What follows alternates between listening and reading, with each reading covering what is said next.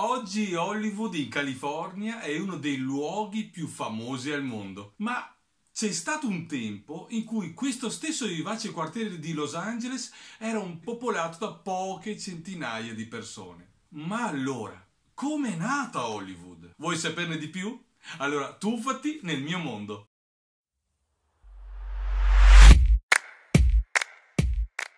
Ciao, io sono Dandy Danno e faccio il comico visuale.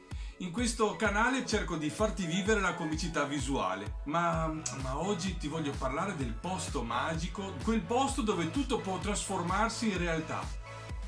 Hollywood.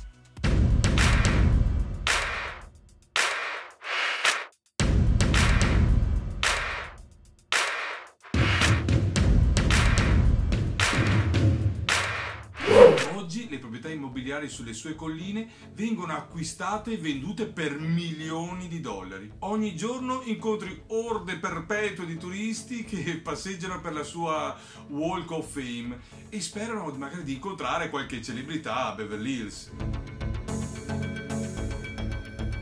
Ma com'era Hollywood prima che fosse Hollywood?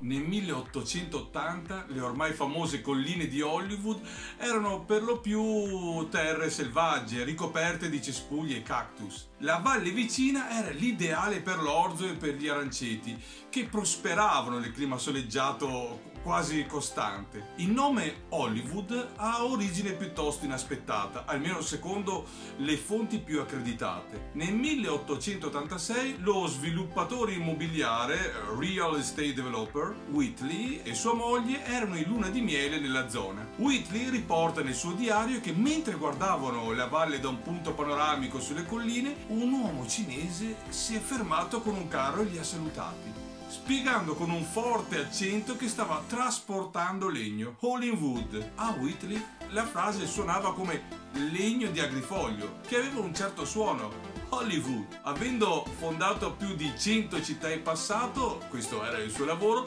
Whitley decise che anche questo posto tranquillo ne aveva bisogno e che avrebbe dovuto dunque chiamarsi Hollywood. Whitley presto acquistò 480 acri nella sua valle. L'anno successivo l'allevatore Harvey Wilcox acquistò 120 acri e la coppia decise che era perfetto per la loro nuova tenuta. Sul lato di proprietà della loro terra misero Hollywood. Nacque così ufficialmente la piccola cittadina. All'inizio del XX secolo la giovane città aveva un paio di mercati, un ufficio postale, un hotel, ristoranti e anche una linea di tram. Essendo così piccolo e in un'area così desertica, ottenere un adeguato approvvigionamento idrico della città era una sfida costante. Nel 1910 Hollywood dovette presentare una petizione per fondersi con Los Angeles. È stato uno dei cambiamenti che comportò la ridenominazione della sua strada principale, Prospect Avenue in Hollywood Boulevard.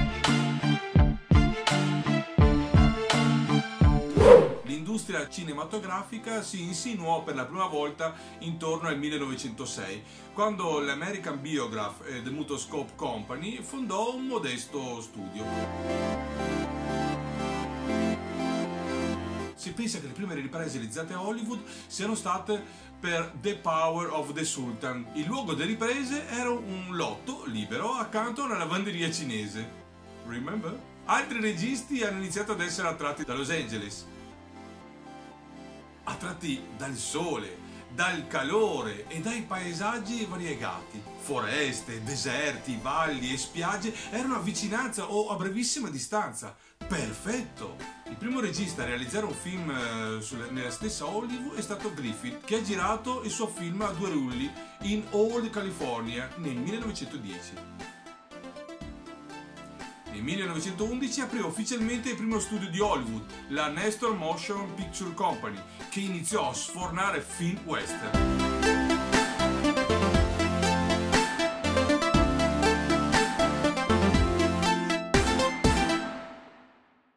Un altro motivo per cui Hollywood ha attirato i registi è la sua distanza di sicurezza da New York e Chicago, perché in quei primi periodi di cinema una guerra dei brevetti era scoppiata tra varie compagnie cinematografiche e gli esecutori di numerosi brevetti cinematografici di Thomas Edison. Per quanto strano possa sembrare oggi, alcune controversie sono addirittura sfociate in violenza.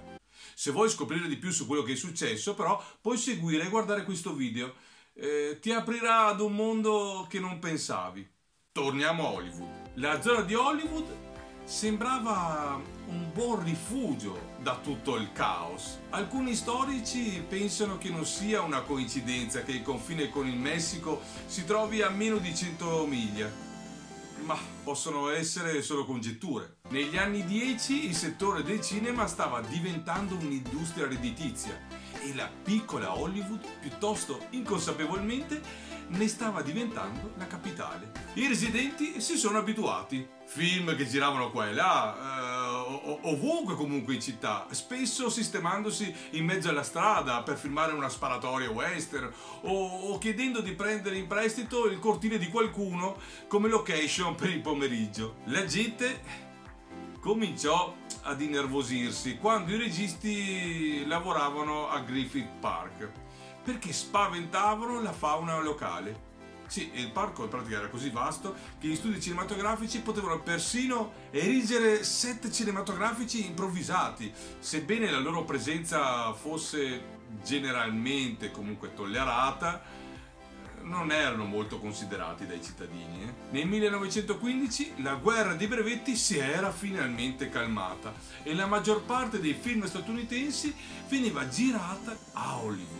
Registi tra cui Griffith, appunto, Thomas Ince, Mack Sennett e DeMille, insomma, si erano tutti stabiliti nell'area, raggiunti comunque da grandissime star come Charlie Chaplin e Mary Pickford. Alla fine degli anni 10 Hollywood era ufficialmente la casa del cinema e la sua popolazione stava esplodendo, così come il numero di turisti che cercavano le loro star preferite. Nuovi edifici e strade sorsero sulle colline e nelle valli. Poi il matrimonio delle superstar Pickford e Fairbanks nel 1920 fu un punto di svolta. Ciò ha portato un senso di rispettabilità ai film e col tempo anche gli aristocratici hanno persino recitato piccole parti nei film. Hollywood è esplosa negli anni 20 e molti attori e registi avrebbero fatto fortuna anche nel settore immobiliare.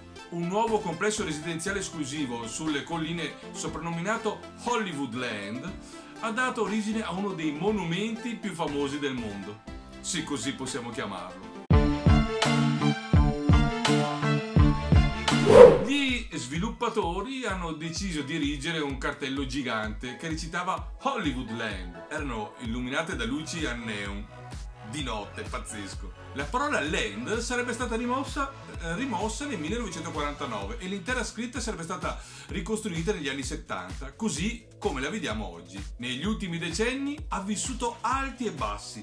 Nel 1960 ha commemorato la sua storia leggendaria lanciando la Walk of Fame. Lo stesso Hollywood Boulevard ha vissuto periodi altalenanti, soprattutto negli anni 80, ma negli anni 2000 il quartiere ha iniziato a subire un restyling. L'elegante Dolby Theatre è stato costruito per ospitare la cerimonia degli Oscar. Oggi Hollywood continua ad attirare innumerevoli turisti e telecamere da tutto il mondo.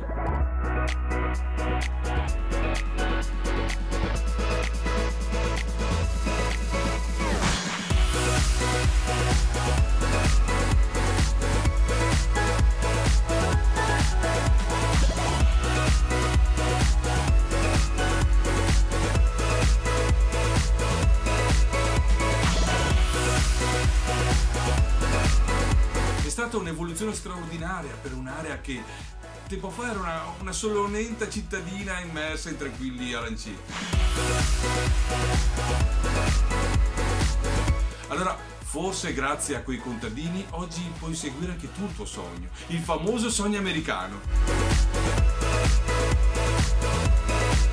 Spero che il video ti sia piaciuto e dimmi, sapevi di Hollywood e la sua storia? Lasciami un commento. Nel frattempo guardati come è nato il cinema, ma soprattutto i suoi intrighi e le sue incredibili storie. Io ti aspetto lunedì e venerdì. Ciao!